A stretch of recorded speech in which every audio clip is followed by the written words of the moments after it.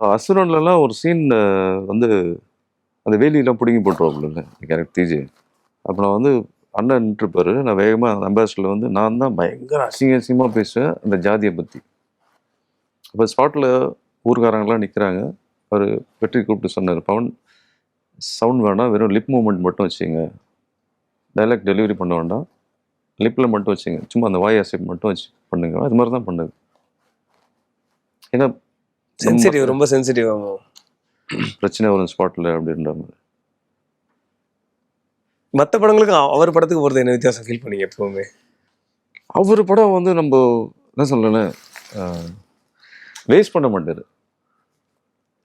ஒரு சில படங்கள்லாம் போய் சொல்லும் போது ஒன்று சொல்லுவாங்க, அங்கே போனதுக்கப்புறம் வந்து ரொம்ப கேரக்டர் அடிபட்டுரும்.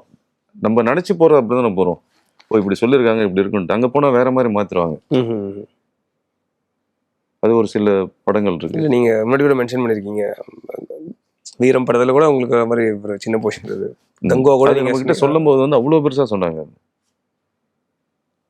அதனால தான் அந்த கங்குவா நான் பண்ணல. நீங்கள் அதே மாதிரி தான் படமாக பார்த்தா இதில் ஒன்றுமே இல்லை. எனக்கு சொன்ன கேரக்டர் நான் பார்க்குறேன்ல, அதில் ஒன்றுமே இல்லை. நான் பண்ணியிருந்தா கூட தெரிஞ்சிருக்காது.